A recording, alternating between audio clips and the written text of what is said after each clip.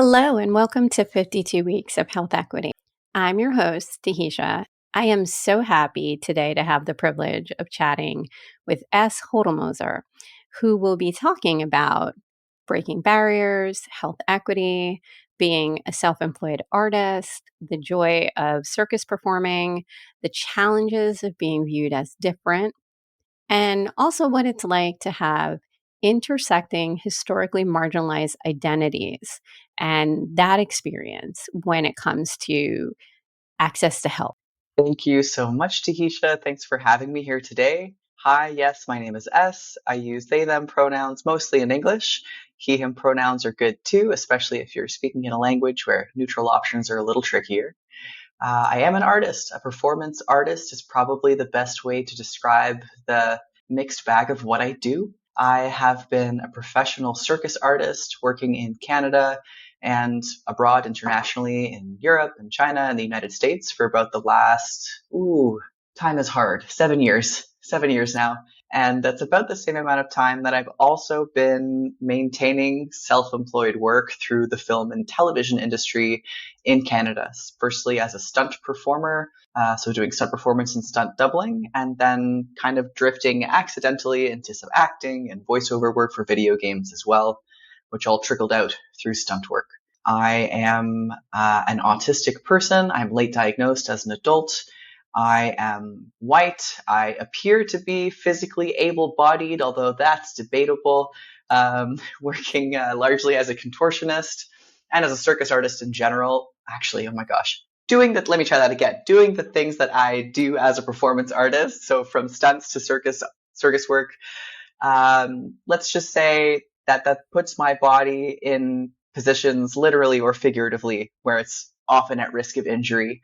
And so a lot of my work as a self-employed artist in these capacities comes down to managing risk in terms of acute injury or managing chronic ongoing limitations. Additionally, the things inherent and natural to my body that have made me successful in the ways that I have been, especially in circus arts, point towards some kind of connective tissue disorder, hypermobility, or Ehlers-Danlos. I've had a lot of trouble accessing care or being taken seriously in the healthcare industry in regards to that particular part of my life, which is a common story. And that's why I'm a little hesitant to just put that label out there. But my lived experience is one where my joints do things that joints are not supposed to do. And my soft tissue does similar things. So appear physically able-bodied, but that might be up for debate. Would be the way to wrap that one up. And I still make it all work with the performance work that I do. I'm also transgender, and part of my, let's say, intersection between what I do as a performance artist and the subject of our conversation here today about health equity means I have been accessing gender-affirming care now for several years, which for me personally, I enjoy talking about it, and I think it's important to talk about freely and openly so that healthcare providers can understand how to better serve these populations when they see a patient like me. And I've had gender affirming surgery. I've had top surgery twice, which is its own story. Ideally, you only want it once. And then I've also been taking hormone therapy for several years now, which has also had intersecting effects on my work as a performance artist, as well as, my health needs in an ongoing way. So, thank you so much for sharing that. I have to admit, I'm a fan of your work, the intellectual activism piece, your performing, your journey in the industry. And I first discovered us through Instagram and a lot of your aerial work, your spinning work that's on there. Then I started learning more about you, and I thought, wow, this is a unique lived experience in the creative space I would love to share, especially in the context of health and some of the challenges for self-employed artists. I do want to note that S is in Canada and that the United States health system does function differently than Canada's. I also hope that we can get to chat maybe a little bit about a project that you're working on that's pretty exciting. So hopefully we'll be able to talk about that too. I think we can take this in a couple tangents here. As a broad idea that I think our conversation might circle back to a few times over the course of the next few minutes, as this conversation pertains to my individual perspective or experience, the kinds of healthcare and access needs that I have as someone who is an athlete, who is autistic, who is probably hypermobile, and who is in a field of work where injuries are not an if but a when, and the duration and success of your career or your ability to continue creating as an artist or an artistic athlete are sometimes very heavily dependent on the kind of care that I can access and the kind of healthcare providers that I have access to. I think when I think about the other circus artists that I know and work with, some people is a different conversation, but circus artists in particular, a lot of them are very conscientious about maintaining their physical health because, I mean, it's a bit obvious. It's so inherently tied to your ability to do what you love to do or what you've trained for many, many years in order to be able to accomplish. And when you add in other factors like neurodivergence, so for me, things like sound sensitivity or vestibular system stuff, balance issues. I know there's like dots that can be connected between connective tissue disorders and hypermobility as well as neurodivergent things, on top of trans health issues, which anecdotally, at least in my little pockets of the circus community, there's a lot of trans artists. There's probably a joke in there somewhere, but there's a high co-occurrence of people with hypermobility disorders, with neurodivergence, whether that's autism or ADHD or OCD, things like that. And also just folks being like, yeah, this whole gender thing isn't really for me. I'll be whatever you pay me to be today. I'll dress up however you like. But really, do I subscribe to it? Not so much. There's quite a few peers that I have in my circus community who are part of that 3 overlapping circle Venn diagram right in the middle. And do you think the creative space, specifically maybe the circus space that you're in, has lent itself to being more accepting than other spaces for those who have intersections? Maybe some of the ones that you mentioned, being trans, being autistic. Do you think there's just more acceptance for doing your own thing?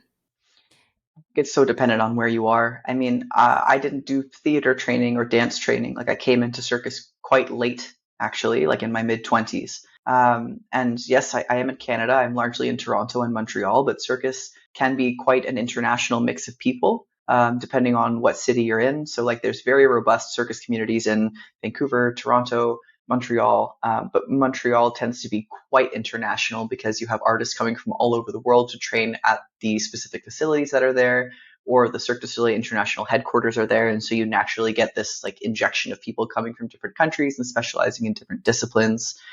So Montreal becomes a bit of a hub for these things for that reason. That's one of the reasons. And like when you have a very diverse and international community, you're going to have like a similar diversity of intersectionality. So of people's racialized experiences, sexualized experiences, attitudes towards sexuality, attitudes towards religion, attitudes towards social norms. Like by and large, when I'm in a very internationally diverse space as it comes to circus, it's nonetheless professional. It's not always, I won't say it's always warm. Like that would be painting it, I think, with, I'm mixing my metaphors. I was going to say with too rosy a hue, but that would be rose-colored glasses. That would be a little bit too simplistic a way to look at it. At least in my personal community, the one that I find in Toronto and in my training spaces in Montreal, people are very warm, very friendly. And in terms of like something that I think a lot of our fellow neurodivergent friends could relate to, the thing that, in my opinion, makes it that way is the shared special interest of circus.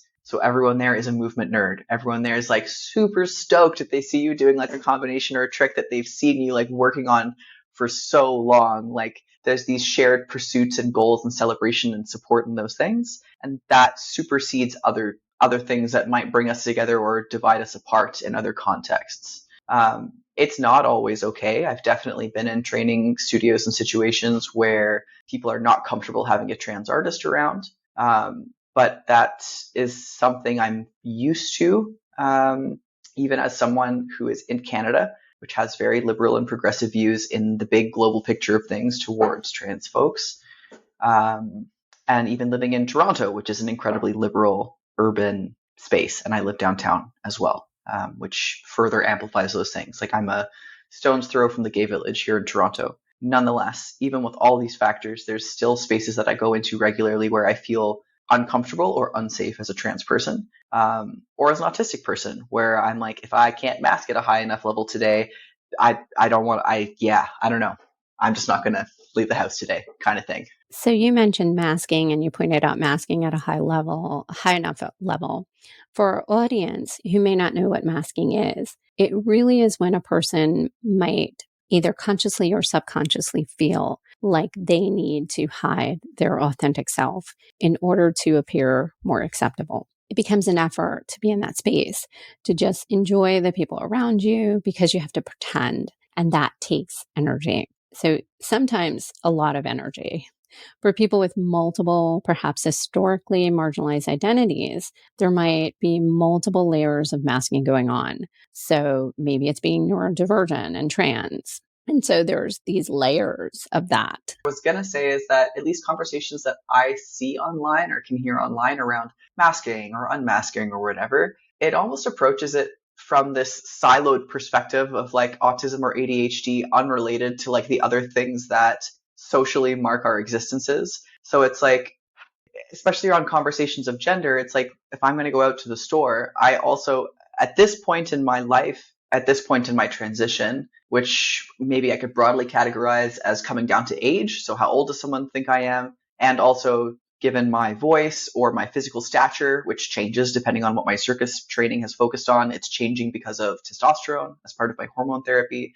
Does somebody think that I am a man, or does someone think that I'm a woman? Do they think that I'm a young man? Do they think that I'm a masculine woman? Are they making assumptions about my sexuality if they think that I'm a woman and I'm the way that I look? Or do they make assumptions about my sexuality if they think I'm a young man and the way that I look? All of these things like layered together, but it's like gender is not just like constructions of normalcy around gender have all these other layers to it in relation to our other identity markers that also affect healthcare things. So it's like a Black woman's womanhood is going to be held and considered and scrutinized in a very different way than like mine would have been when I was being read as a white woman. And so it's like, as it comes down to like masking and autism, you not only have to ask yourself like, what is quote unquote normal for like this space that you're going into, which might be different every time. And then God help you if you're traveling, which happens a lot as a performance artist because it's going to be different culturally and linguistically. But then additionally, you're like, so who's in the room? What's the majority in the room? And then like, what is their perception of me and all the ways that I'm physically and showing up, because we take visual markers as cues for the quote unquote normative behavior that we expect to come from someone. So it's not just masking and unmasking, like there's a monolithic normalcy because it's constructed socially in every single space that we go into, in the same ways that our race and sexuality and gender are constructed socially in every single space we go into. So you can't even just be like, cool, I'm just going to put on like the same version of me that I put on every day. You always have to like scrutinize and have like a kind of low level, it sounds like an oxymoron, a low level hypervigilance of like evaluating the space that you're in and hope that you've done it correctly. And if you're sick or if you're tired or if you're stressed, then I think the likelihood of that going well might decrease. And in its most extreme case, you know, I'd say like we're worried about our physical safety. So if your performativity doesn't match, the worst case scenario comes down to like physical violence, right? Like a threat to your physical health or safety. But there's other things as it relates to like our lives and livelihood and health that are a little more innocuous, but no less degrading over time. So when I think about this as a performance artist, I'm always thinking like as an autistic artist, and then also now as a trans artist, I'm like, okay, as I go into this space, if I don't do this conversation correctly, am I decreasing the likelihood this person's going to want to work with me again? And it's not because I don't know how to be professional, or I don't know how to speak well, or I don't know how to, most of the time, do the correct amount of eye contact. It's because it's different socially and culturally. So like social and cultural norms are very different in Montreal, which is a francophone community by and large, than it is in Toronto, which is an anglophone community by and large. Canada's got French and English populations, as well as Indigenous populations, which is a whole different angle to the conversation. But it's like, if I don't do this correctly, if I don't mask well enough, and additionally, if I don't perform my gender well enough for you in a neurotypical way, then am I making you uncomfortable, even in a way that the other person might not be consciously clocking? And in film, in stunts, in circus, in all of it, corporate, commercial, whatever it happens to be, like as a performing artist, I think a lot of us, myself included, are raised with this notion that it's a meritocracy. So the best performer gets the job. The best actor gets the job. The toughest stunt person gets the biggest gag. The best, most technically and artistically proficient circus artist gets to work for the big golden contract with the company they've always wanted to work for. But with everything in life, it's so much more than this. And it really comes down to our social connections, whether people think of it that way or not. You could say that it's nepotism, and sometimes it is. We like to hire known quantities. People hire their family members, yes, but they also hire their friends. Nepotism, but also partly because it's less of a quote unquote risk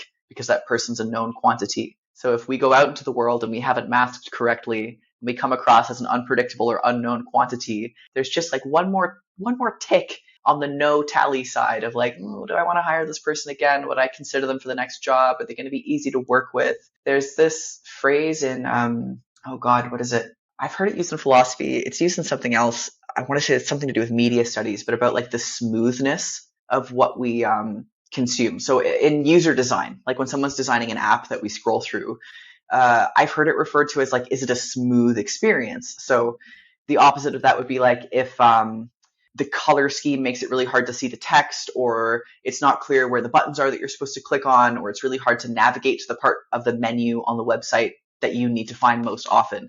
That would not be a smooth experience. And so a good user designer is trying to design an experience when you scroll through a web page or a phone that like is the easiest possible kind of sequence of events that you're most likely to follow. And I think about that all the time when I'm interacting with people in real life, especially when it's in a creative context. And frankly, also in healthcare environments, like when I have to go to an ER or when I'm in a new doctor's office or something like that, where I'm like, if I don't make it a smooth user experience, this is going to come back and bite me in the ass. Like there's so much pressure to do it correctly, which then leads to like perfectionist and obsessive tendencies, which is also a bit of a common risk factor for folks in the neurodivergent bucket. So I'm so glad you went down the path of how nuanced masking can be. And there are so many different layers, and you're thinking about so many different things when you're doing it. As someone who is a high masker most of the time, I know in different spaces I will do it well and I will do it not well in other spaces. Like when you said the known quantity. So for me, the known quantity is healthcare, right? So I know how to mask. If I'm being a nurse educator, I know exactly what's expected of me. The flip side is that if being a patient, I also know how healthcare reads and looks at patients. So it's almost like I have a hard time masking when I end up being a patient because I have all of these insecurities about what are they thinking about me? How should I present myself? Am I presenting okay? And so when you were saying all of these things, I was thinking, oh my gosh, these are so many of my anxieties. These are all of the things that I'm wondering, did I do it right in the space? There's a lot to think about. And if we go back to, healthcare and healthcare providers, what should we be focused on to kind of create spaces where people can feel like they can be their more authentic self? I think what I would say is actually less focused on what healthcare providers would do and more like advocating or reinforcing gently, encouraging, maybe is the better word there, the importance, at least that there is no one size fits all. It's unfair for a healthcare provider to try to like put that framework over things as well in order to be able to provide the best care possible. Like there's so many demands in such a fast-paced and high-stakes environment for many healthcare providers that what I would say instead is that like if it's possible is I would actually advocate for like the need to find ways to make those spaces safer for yourself as an individual. I feel a little squicky saying it because it comes across as like a hyper individualistic argument. And like I could make an argument saying that the system broadly has to change in order to have space for like folks who need more time in order to communicate effectively.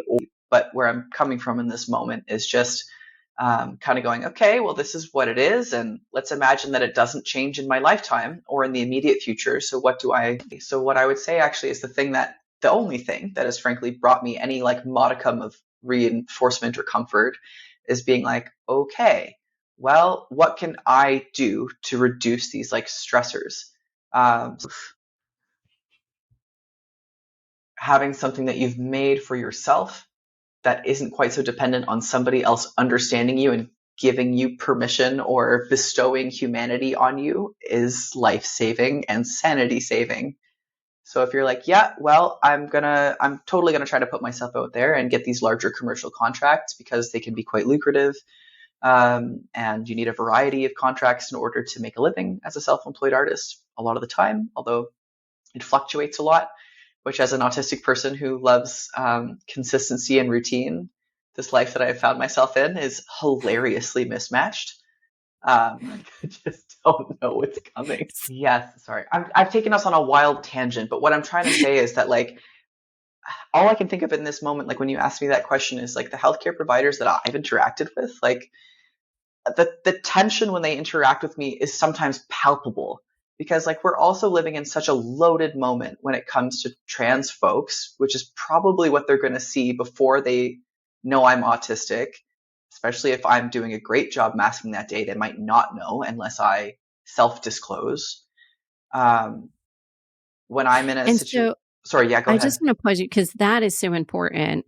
Like when you are like when you're masking as an autistic, sometimes it is really hard for healthcare providers to tell that. Yes, And I speak from experience with that. The first thing they say is Black woman. yes, Unless I tell them it's they don't see autistic, yeah, which I wish sometimes they did see because sometimes they don't explain things in yes, ways, especially when I'm stressed, that my brain can take in the healthcare space. So absolutely. I love that you talked about the fact that sometimes the first thing they see is the thing that they're most, and I'm using words here that you did not use, but the thing that they have the most issue with. And for me, Yes, yeah, sometimes it's Black woman. absolutely. Yeah. Like as an example, in February, I had Bell's palsy for the first time in my life. Um, and like, I was like, I could probably go in there and like self advocate. Like, I was fully prepared to go to the emergency room and just like access care, basically. My sister happened to like be on the phone with me when I'm like, oh, half of my face isn't moving. And she was like, go to the hospital right now. And I'm like, okay. Um, and like, I was reflecting on this. You actually just made me think of this in a different way. This was one of the only times I've ever gone to the emergency room with someone there. And my older sister was like, I'm going to come with you in case you're stressed and you have like a nonverbal episode. And I know the autistic community is like, has ways they prefer folks to talk about like selective mutism and being nonverbal in general and things like that. So if I am using something that's outdated, I apologize for that. But uh, And to what? the audience, when we talk with guests use their language, and we always want people to feel the most comfortable. Okay. So Okay, I great. know my language is not always appropriate how I describe myself. So Okay. Okay. feel comfort. Okay. So like I my late diagnosis, I've been working with like a kind of like an occupational therapist to like retroactively analyze my life and all the things that I struggle with a lot as an autistic person that I just like quietly internalized and instead was like, well, I guess I'm just a crappy person or like I can't do anything or like I'm lazy. Like all of the terrible, terrible like self-worth eroding things that can totally happen if you're like don't know that it's because you're autistic and like of course you're going to have a problem with it because you're autistic. I digress. One of the things that I've been like, oh, in certain situations I cannot speak, which most people either just don't believe or they express a lot of disbelief over because I'm quite articulate a lot of the time. And I'm very good at public speaking, but it's because I practiced, which is a different conversation. But my sister came in to the ER with me, and I realized like it was a relief because I'm like, oh, I don't have to talk, and I could allow myself to feel stressed about the situation. Whereas if it had just been me in the ER, I would have had to like hold it together and try to communicate with like the intake, like the nurse in triage, and explain X, Y, and Z. And I realized after the fact, like this was kind of there was still some COVID procedures happening at the hospital that I went at, extending to you can't bring someone in to like the ER spaces with you.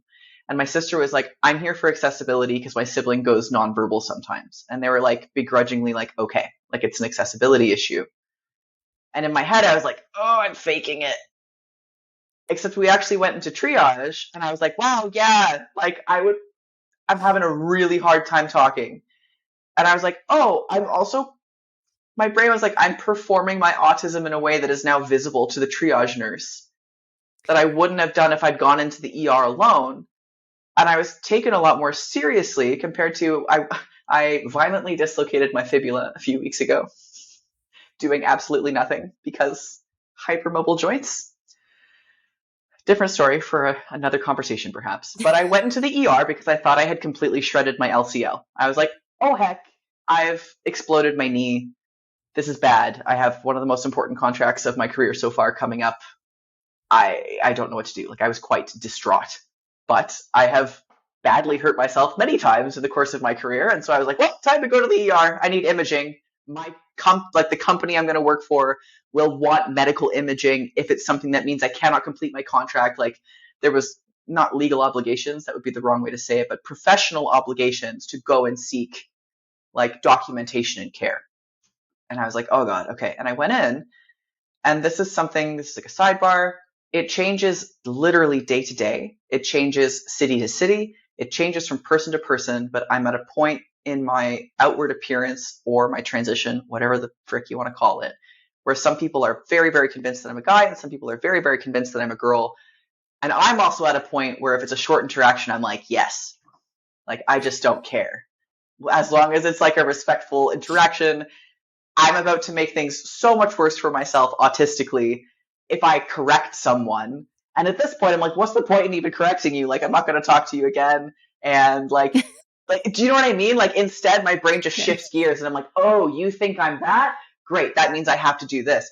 And so when I went in for my dislocation, the nurse was like, you are a woman. And I was like, okay, sure. But I was like, I've had this stuff happen before. They were like, we're going to send you to x-ray. And I'm like, no, there was no dynamic load. I have not broken any bones. I literally have it on video. I was recording. And the intake nurse wrote down the wrong leg and the wrong joint. Stop telling them what happened. You know too much now. And they have literally, they're just like, ugh. Yeah, that is what happened. Imagine what happened. Yes, but wait, because when I've got in before and someone thought I was a young man and they were like, okay. And they immediately were like, we're going to do this, this, and this. And I was like, great. Did they take you more seriously when they thought you were this is my long-winded way to build up. The nurse that I ended up seeing was like, you're a woman. And I was like, sure. I care about my knee more than my gender at this moment. So whatever, like I could give a crap.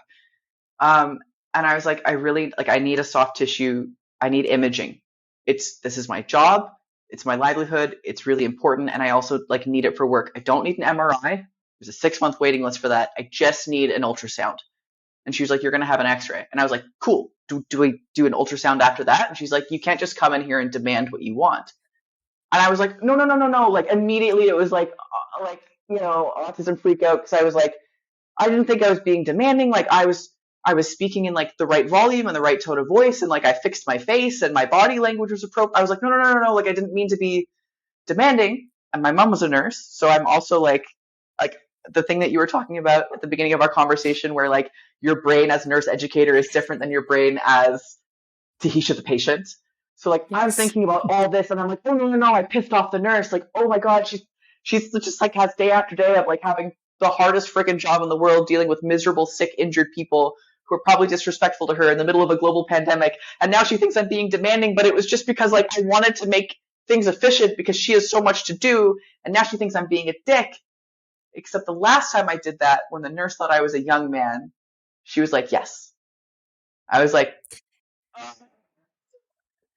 I am I am semi envious in one way only, that you get to experience both sides at this point, depending on how people read you, and clearly see like the benefits and also the sometimes the non benefits of being viewed as Sure. male, and then the benefits and non benefits of being viewed as female. In a healthcare Like, context, it is yes, stark unless it it comes is. down to reproductive health, and then God effing help me. Like, Well, ugh. and I will say you are lucky because, you know, not in the sense that a knee dislocation is not serious, No, no, but no. imagine like going in with like cardiac and being read as a woman, and they're like, "Yeah, I don't think you're really having a heart attack." Well, Like, honestly, so let's go step by step. this is a different tangent, but like I You have to renew my did. passport this year. So Canada has 5 year and 10 year passports, and I have like my legal name change underway, and like that's going to be good. But part of that is also deciding if I should change the sex marker on my passport. Canada has the option for X. You can have that on your driver's license. You can have it on your passport, which is cool if you're non-binary, but it's not that cool if you're a circus artist who works internationally and is non-binary, because it means you effectively bar yourself from entry to, I'm going to say, a lot of countries in the world who don't recognize that as a valid marker on your passport.